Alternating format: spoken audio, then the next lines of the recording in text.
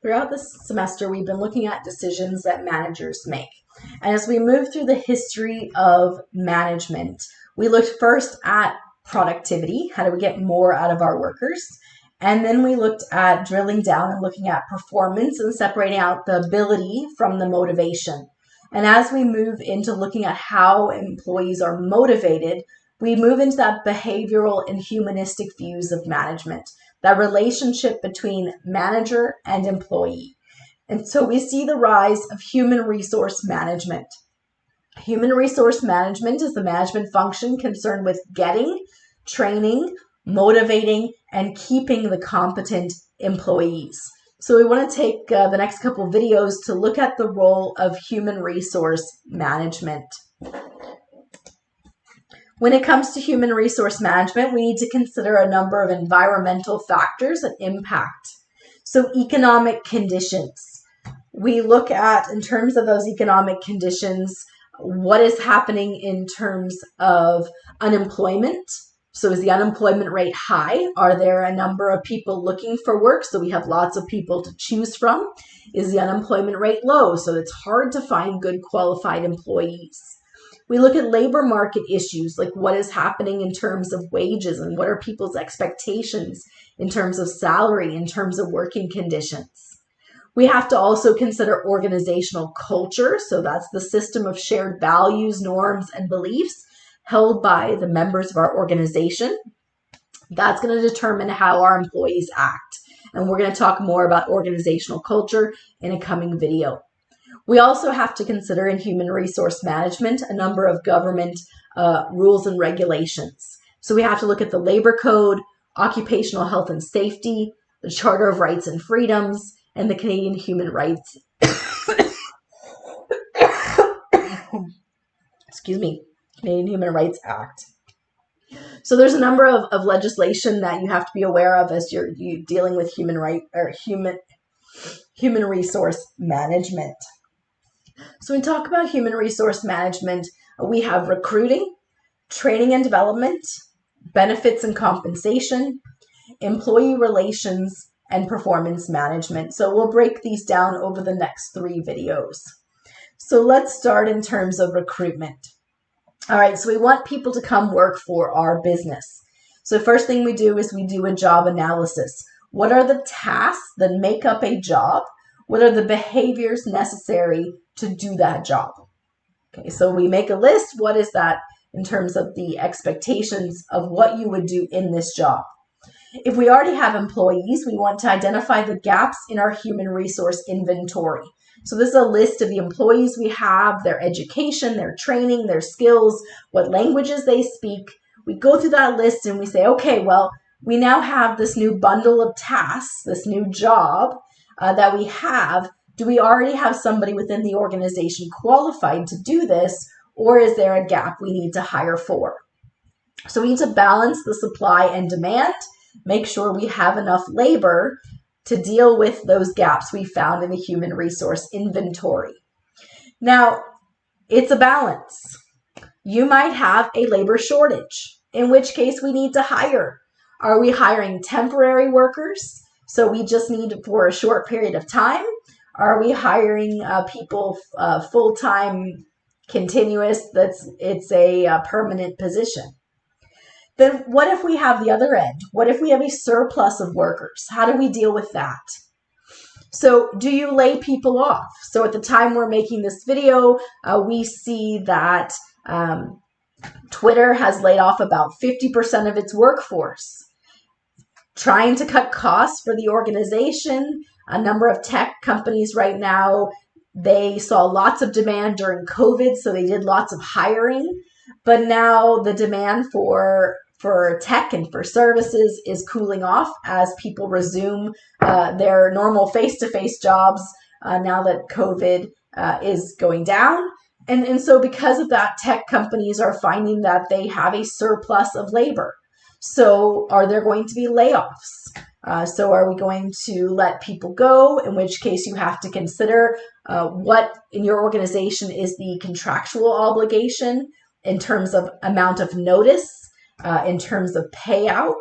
There is also laws in some states and countries in terms of how much severance you have to give people if you lay people off. You have to pay them a couple months worth of pay if it's not being fired. So if you're firing someone, then you may have provisions in your union collective agreement in terms of that process. So you recognize if you have a labor surplus, that if you fire people, can you do that without cause? Do you have to have a reason? Depends on what state or country you're in.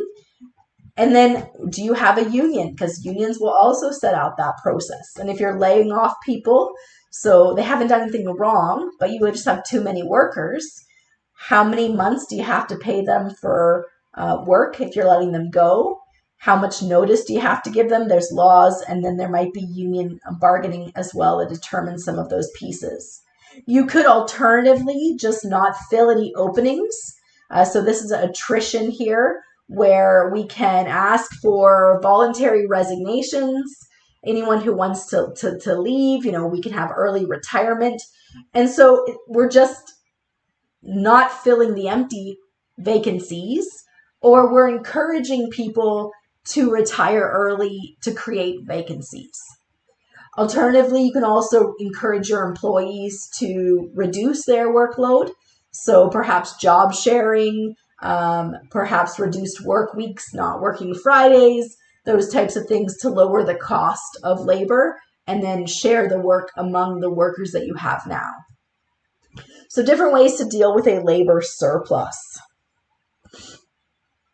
If we are hiring, then we have a recruitment process. So what we need to come up with is a job description. So this is a written statement of what a job holder does, how the job is done, why the job is done. So this job description, of course, is what we tend to see when we post a job advertisement. So what is it that you do? When it comes to that job, you also have what's called job specification. So this is the minimum qualifications that a person must possess to be a successful applicant and successful in the job. So when we look at job postings, we'll often see the listing of minimum qualifications and preferred qualifications. Sometimes in job postings, it's just the preferred qualifications. And so what people often fail to do is apply for a job because they don't meet every single thing that's posted. And that might be a mistake because they might be excellent in the job and no one might meet all of those expectations. And so when it doesn't have a minimum, a job specification in that posting, then applying, even if you don't meet the dream expectations, can mean that you miss out on an ideal opportunity. So job description, written statement of what the job holder does and how it's done. Job specification is the minimum qualifications. Recognizing that the postings often aren't the job specification, but more the ideal. Now, when it comes to that selection process, right, we often have you submit your resume, and then we have an interview process. So as we look at the recruitment within our organization, we need to identify what are the selection tools that we are using to find the ideal candidate. Is it simply an interview, in which case the tool is the questions, or are there other selection tools? So for example, just find my notes here. If it's a job that requires coding, so we might have you actually do some coding. So maybe you're going to code in Python and then you're going to explain what your code means as you do it. Maybe it's an administrative assistant job where you have to type a certain number of words per minute. So there's a bit of a typing test. Maybe if it's a teaching job, you might have to give a little mini lesson so we can see what you're like in the classroom. So these are all different types of selection devices or tools. And as we do create or use these tools, we want to make sure the tools are reliable. That is, the selection device measures the same thing, okay? And we want validity. That is, the selection device is tied to job performance. So does that device actually tell us what we need it to in terms of how well they're going to perform in the job itself? That's validity. And then how well in terms of the performance of one applicant versus the other, that's the reliability. So you can see this little matrix here at the top of the slide. And so if we have a selection decision where we reject the decision, so we reject the applicant, and it turns out they would have been unsuccessful anyway, we've made the correct decision. That's the bottom left. If we accept the applicant and they are successful in the job decision, they are successful in the position, then we've made the correct decision. That's the top right. What we need to look at is, are there candidates where we accepted them, we offered them the job, but then they were later unsuccessful? So this is an acceptance error. That's what you see on the bottom right.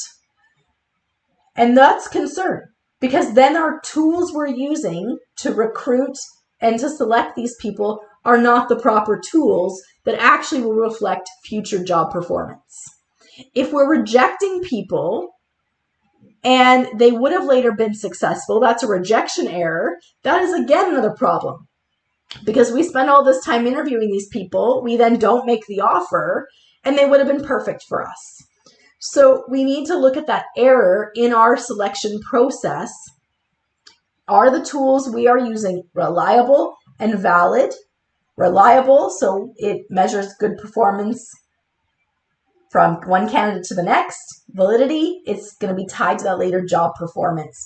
So do we have the right tools for actually selecting the right people?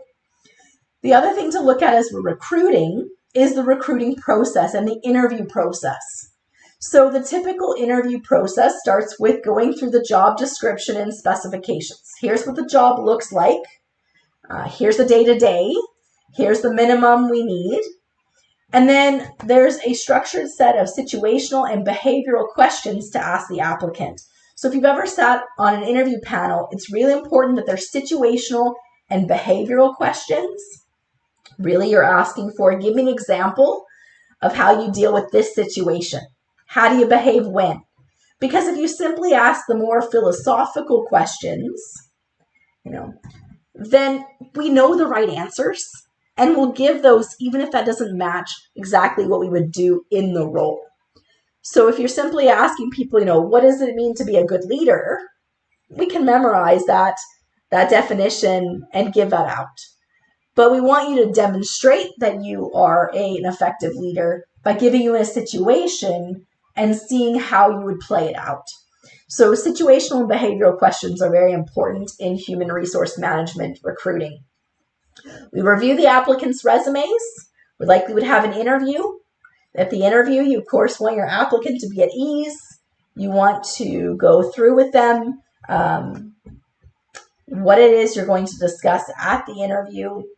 If you're going to have them do any assessment tools, you, of course, ask some questions and listen to the responses. We talked about the importance of those questions.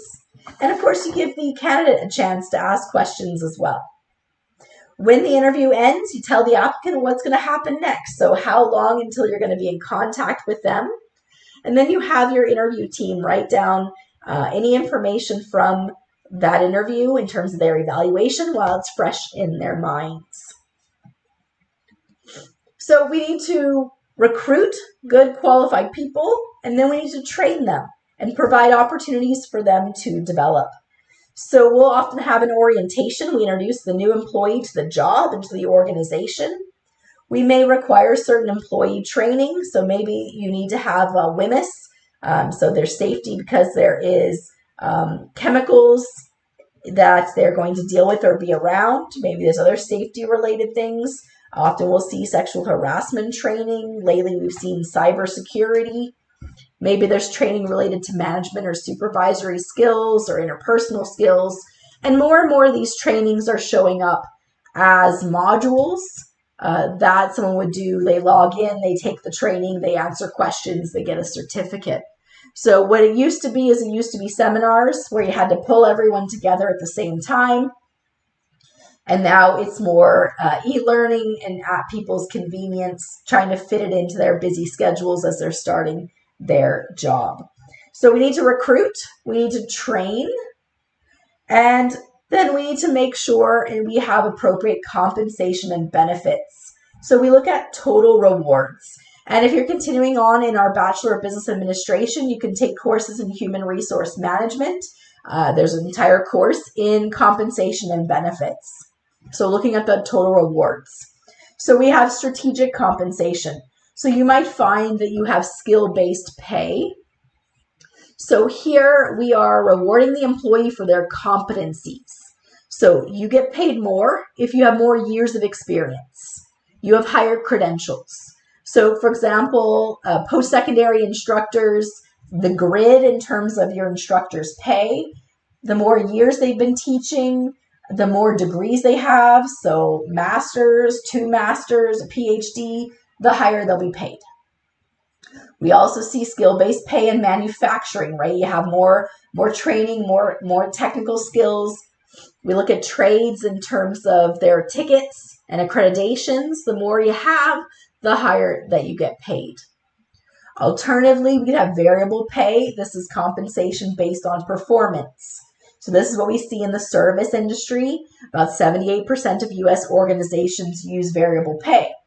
This could be commission. So you sell a vehicle, you get a piece of that sales. You work for Best Buy, you sell an appliance, you get a piece there. It can also be tips if you are a wait staff, but it can also be performance bonuses and profit sharing. So you do well, you accomplish goals within your job, or your company does well, you get a portion of that as well. So that's the more variable pay versus skill-based pay. We also have benefits, right? We have our healthcare, dental, life insurance. You have your benefits in terms of sick leave, short-term, long-term disability. You might have a top-up in terms of when you're on maternity or paternity leave. Does your company provide a bit more funds while you're on those leaves of absence? When we look at benefits, we also have our retirement as well. Then there are other awards, work-life balance. So do you have flexibility in terms of when you work, where you work? And then we also have career development. Are there opportunities to gain new skills, gain additional training, try new things, opportunities for promotion, and new projects within your organization? We can take those compensations and we can actually split them out into direct compensation. So the salary, the retirement pay, recognition pay. So maybe the years you've been at your company, the more years you are, maybe you get a $1,000 bonus once you've hit 10 years. Maybe you get stock options. We have healthcare, we talked before, medical, dental, vision. And then does your company provide additional allowances? So if you have to be remote, if you have to travel for work, do they cover some of those costs? If you have to live abroad, do they cover some of that travel expenses? And do they provide opportunities for you to go to conferences and network? So maybe there's some professional development funds. Those are all direct compensations. We have indirect compensations. That would be more the recognition, celebrating people's achievements. Work-life balance, we talked about before in terms of do you have any flexibility there in terms of where you work and when you work? And then are there opportunities, not so much in terms of funding for professional development, but to do professional development in terms of mentoring at your company, training other people? Is there some succession planning? So when someone else retires, you're being trained to move into their position. So we can have direct compensation and indirect compensation. How much there is in terms of compensation and benefits is really going to depend on a number of things. So how big is the company? Is the business unionized? So of course the union will fight for certain levels of compensation, and we'll talk about that in the next video. We have to look at your competitors. What is the competition offering in terms of compensation and benefit? Is your company maintaining that? Are they being competitive in recruiting and retaining? We look at the organization's locations. So many companies, so if we look at like Google, the pay you receive does depend on where you live because of the cost of living being higher in certain areas. So if your job is with a big international company and you're located in San Francisco or you're located in Toronto, then the pay has to be higher because it costs more for housing than if you are located in Kansas or you're located in Saskatchewan. Then the pay may be lower because the cost of living is lower. So there's a number of aspects that go in to determining the level of compensation and benefits that you will receive. So if you take more courses in HR management, of course, there's an entire course in Comp and Ben where they dive into all of these pieces in detail and have you flesh out, design the compensation and benefits for a particular job.